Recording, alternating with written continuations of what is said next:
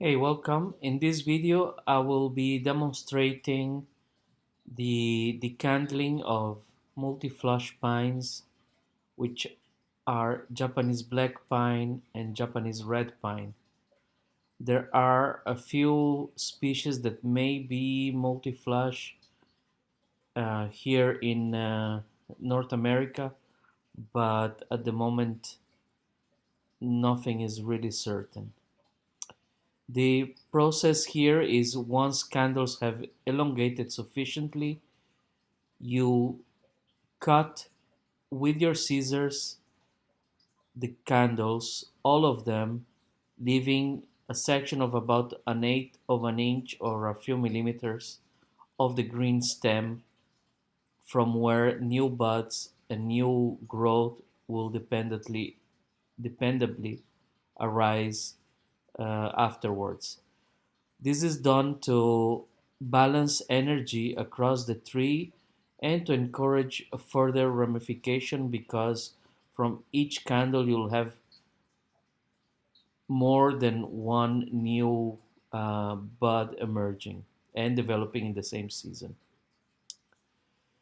At the same time that you perform this decandling um, action, you can also remove needles to balance energy between different areas of the tree. In the case of this tree, I did not feel that it was necessary to remove any needles.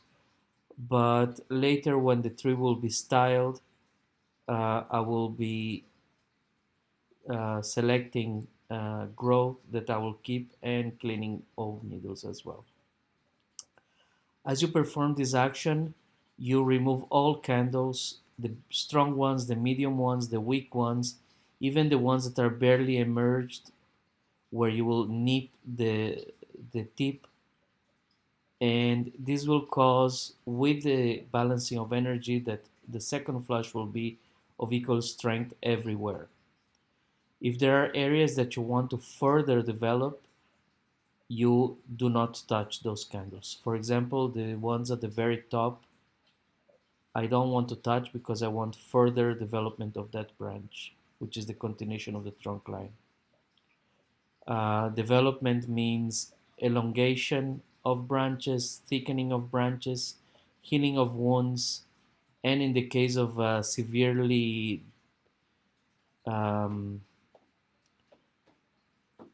severely damaged root system after a severe repot, that too. This tree was repotted this year but responded very strongly. So this is the work that I'm performing on this Japanese black pine. And if you would like to see more about the repotting of this pine, there is a video that was published earlier in the year. The second tree that I'm performing the very same action is a Japanese red pine. In this case, as you can see, there are pollen cones on all the tips, on all the growing tips. This does not affect in any way the growth if you were to leave them, but of course you don't have needles in that area. And so here I'm performing the same action everywhere. And this tree, again, I didn't feel that it's necessary to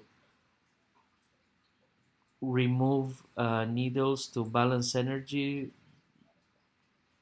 Basically, all shoots, all branches have more or less the same amount of needles on them. And this this idea of not removing needles unless necessary is actually favoring the tree to back bud, to not lose strength. So the more needles, of course, the more energy in the tree. But here I'm resetting the system to create more ramification, shorter internodes. So I stopped fertilizing these trees for about a month, and I am using organic fertilizer. And now that I am performing this action, after this, I will then proceed to fertilize them. These trees are not really in development, so I'm fertilizing heavily, but otherwise I would be more careful about the fertilization during this time to not foster long internodes and large needles.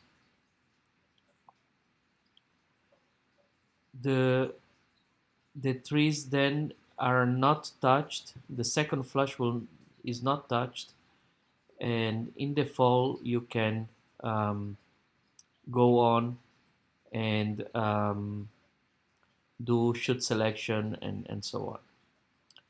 If you miss the timing for the decandling of multi-flush pines, you have the option to come and perform post-hardening pruning, which I'm not doing here because I fully decandle both of the pines. And in that case, you have to cut to some part of the green stem, and this will produce buds for next season. This is 3 weeks later, and you can see here the cut site, and you see 4 or 5 buds starting to grow. In the red pine here, it's a bit slower than in the black pine. If you want to know more about growth management and energy distribution in pines, check my previous videos. Otherwise, until the next one, bye bye for now.